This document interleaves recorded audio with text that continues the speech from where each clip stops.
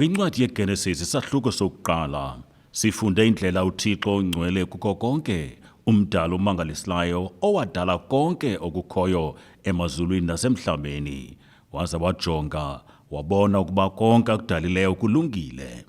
Wadala ukukhanya kungumthombo wobomi bonke, wadala umoya namanzi nezondlo ndawonye neendlela ezijika-jika ngazo apho ubomi bubonke buxhaswa khona. Wadala umhlaba kunye nazo zonke izinto eziphilayo ezibonakalayo nezingabonakaliyo. Wadala izityalo ezithi zivelise iziqhamo nembewu ngohlobo lwazo, waze wadala kwanezilwanyana, ekugqibeleni wadala umntu. Yonke into awayidalayo yayilungile, inemveliso, inesiqhamo. Akukho nanye into uThixo awayidalayo eyayingenanjongo yobukho bayo. Konke okwakudaliweyo kwakuyintlanganisela yokuzalanayo, okusazanywa ukuqondwa ngumntu nanamhlanje. Indawo enika umdla kule mbali yendalo ikwiGenesis 2 xa uThixo wathi wenza isitiya sokondla usapho empuma ye-Eden esenzela uAdam noEva. Genesis 2 verse 8. UYehova uThixo watyala umyezo e-Eden ngasempumalanga, wambeka khona umntu abembumbile. UYehova uThixo wantshulisa emhlabeni yonke imithi enqwenelekayo ngokukhangeleka nelungele ukudliwa, nomthi wobomi emyezweni phakathi, nomthi wokwazi okulungileyo nokubi. UYehova uThixo wamthabatha umntu wambeka emyezweni we-Edeni ukuba awusebenze, awugcine. uThixo wadala isitiya sokuqala, wabeka kuso uAdam ukuba asisebenze, asilondoloze. uThixo yena ngokwakhe ungumlimi wokuqala ogqibeleleyo. Kweso sitiya uThixo wamfundisa uAdam konke kwakufuneka ekwazile ngendalo yakhe nendlela yokusebenza umhlaba nokuwukhathalela. Ngoko ke, yintoni ebalulekileyo ngale nto ekukhulisweni kwemifuno? Ngokuphandle ibaluleke yonke. Ukuba siyayiqonda ukuba uThixo wadala zonke iintlobo-ntlobo zobomi ndawonye nesiseko apho ubomi bumiliselwe khona, ngoko ke masiqonde ukuba uneyona ndlela ichubekileyo yokwenza izinto zisebenze ngendlela eyodwa. Siyazi sonke ukuba oyena mntu unokuthi akufundise ukuba isetyenziswa kanjani na into ethile ngumdali wayo. Ngokunjalo nakwezolimo, simele ukuba sibuyele kwimbangi yendalo, siqaphele indlela azakhe ngayo izityalo ukuba zikhule kwindawo elungiselelwe zona, sizithobe ngokukodwa ukwenzela ukuba sifunde kumfama ogqibeleleyo. Indalo kaThixo isibonisa zonke iimpawu zesitiya sikaThixo empuma ye-Edeni. Akasoze awuphethuphethule umhlaba. Kusoloko kukho ingubo yotyani okanye imvuthuluka eyalekeneyo ethe yabola phezu komhlaba, enjengamagqabi, amasebe, iziqhamo, umgquba ophezu komhlaba, ndawonye nentlaninge yezendalo. Into ekufuneka siyenzile kukulandela iindlela sibonise zona ukususela kwasekuqalekeni kwamaxesha. Phakathi kwale mida ibonakalisiweyo, sizama ukulinganisa kangangoko umdali wethu asele sibonise khona ukuba masikwenze, ngohlobo lokuba singawuphazamisi kakhulu umhlaba, siwombathise umhlaba ngengubo yotyani elinganiselwa i-2.5 yesentimitha ukuphakama, sisoloko sisenza utshintsho-tshintsho lweentlobo-ntlobo zezityalo. Kodwa eli bali lingaphezulu kokusebenzisa ubuchwepheshe banamhlanje, uThixo kwantlandlolo wacwangcisa ukuba umntu aphile kobona budlelwane bokwenene naye. Wayesakutyelela isitiya, ahambahambe encokola noAdam ngongcwalazi. Kwakutheni umdali wehlabathi uThixo wezinto zonke ukuze enze loo nto?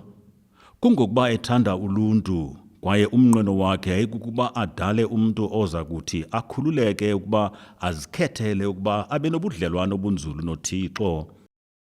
Akukho nasinye isilwanyana okanye nayiphi na into edaliweyo phantsi kwelanga eyinikiweyo le nyweba. Xa umntu wathi wona wadla kumthi wokwazi okulungileyo nokubi, ngokuchasene nomyalezo kaYehova, wawophula lo mnqophiso wobudlelwane obumiyo nobuncame konke. Ngenxa yoko uAdam wagxothwa kwisitiya, waqelekiswa ngokuthi asebenze nzima, abile, onganyelwe nalukhula olukhulayo emhlabeni. Akukho nasinye kwezi ziqalekiso esasiyinxalenye yendlela ekulinywa ngayo phambi kokuwa komntu. Kambe okona kubi okwenzekayo kokokuba isono sohlule uluntu noThixo kwaye angabinayo le nyweba yobudlelwane bukaThixo nomntu okwakuyeyona njongo kaThixo kwasekuqaleni. Iindaba ezimnandi zezokuba uYesu weza kuqhawula zonke iziqalekiso aze anike bonke abakholelwa kuye ilungelo lokubizwa njengabantwana bakaThixo kwaye babe ngabaxolelaniswe noBawo osemazulwini ebudlelwaneni obububo. KwabaseKolose 1 verse 15, ungumfanekiso kaThixo ongenakubonwa, owamazibulo kwindalo yonke. 16, ngokuba zadalelwa kuye zonke izinto ezisemazulwini nezisemhlabeni, ezinokubonwa nezingenakubonwa, nokuba zitrone, nokuba zibubukhosi, nokuba zizilawuli, nokuba ngamagunya, zonke izinto zidalwe nguye, zidalelwe yena. 17, yena ke ungaphambi kwento zonke, nazo zonke izinto zimi kuye. 18, yena ke uyintloko yomzimba yebandla, oyingqalo, owamazibuko ukuvuka kwabafileyo, ukuze yena abe ngomkhulu ezintweni zonke. 19, ngokuba kwakholeka ukuthi ukuzaliseka konke kuhlale kuye. 20, nokuthi ngaye azixolelanise naye zonke izinto, elwenzile uxolo ngalo igazi lomnqamlezo wakhe, ewe ngaye, nokuba sizinto ezisemhlabeni nokuba zezisemazulwini.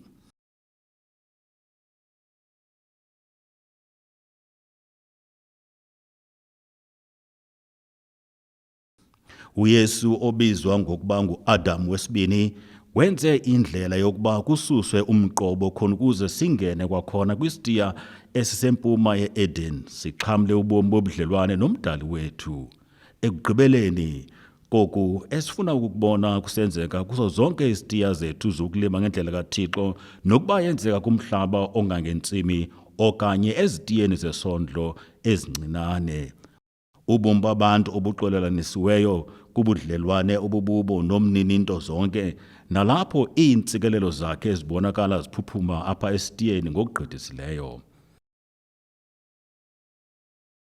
Esi sikhokelo sokulima imifuno ngendlela kaThixo singumthombo ophakamisa ubuchwephesha obuvunyiweyo kwaye bulula khona ukuze buzise impumelelo xa busenziwa phakathi kwabahlelekileyo. Nakumzekelo, ubuThixo, ukulondoloza, ubuchwephesha. Ukulima ngendlela kaThixo ayibobuchwephesha bodwa, kodwa buzinziswe kwilizwi likaThixo. Ukulondoloza nobuchwephesha obusisisombululo kweli candelo lezolimo kuxhotyiswa abahlelelekileyo ukuze baphume ebuhlwempini basebenzisa izinto uThixo azibeke esandleni sabo, ukwatyhila nokufezwa kwedinga lobomi obugcweleyo. Ilizwi likaThixo libalulekile ukuzisa isombululo ebomini babantu, yaye ndiyanikhuthaza ukuba nithathe umgqaliselo kwezi zisombululo zithandathu zifumaneka elizwini likaThixo, njengoko zifumaneka kumboniso nakwisikhokelo sabaqeqeshi xa kufundiswa ngezixhobo. Musani ukusebenzela ukudla okutshabalalayo, sebenzelani ukudla okuhlala kuse ebomini obungunaphakade, aye kunipha kona unyana womntu, kuba uyise uThixo utywine waqinisela yena lowo. uYohane 6 verse 27. Wathi ke uYesu kubo, isonka sobomi esindim, lowo uzayo kum akasayi kulamba, lowo ukholwayo kum akasayi kunxanwa naphakade. John 6 verse 35. Iimfihlelo zokulondoloza nazo zibalulekile, zibandakanya ukwenza izinto ngexesha, kumgangatho ophakamileyo, inkcitho engephi, nangesiqhamo sikamoya oyingcwele. Ungazitshikileli ezi zinto zibaluleke kangaka. Iimfihlelo zobuchwephesha ziquka ukungaphethuphethulwa komhlaba, ukumbathisa ngengubo kaThixo umhlaba ngokugqibeleleyo, uqiniseke ngokutshintsho-tshintsho lweentlobo-ntlobo zemifuno, ukutyala izityalo zesibini xa ezokuqala sezivuthiwe okanye zisifa, ndawonye nokutyala izityalo eziza kulungisa umhlaba wokutyala ngexesha lokutyala izityalo ezibalulekileyo. Elona cebo likaThixo yayilelokuba umntu ahlale ebudlelwaneni obusekelwe kubungcwele noThixo aze alandele zonke iindlela zakhe. Ngale ndlela yokulima ngendlela kaThixo sikhuthaza abantu ukuba bangalandeli okwehlabathi, balandele uBawo wethu osezulwini, umdali, umfama ogqibeleleyo, yaye eyona nto ibalulekileyo yeyokuba sigcine imimiselo yokwenza esikubona uBawo wethu osemazulwini ekwenza.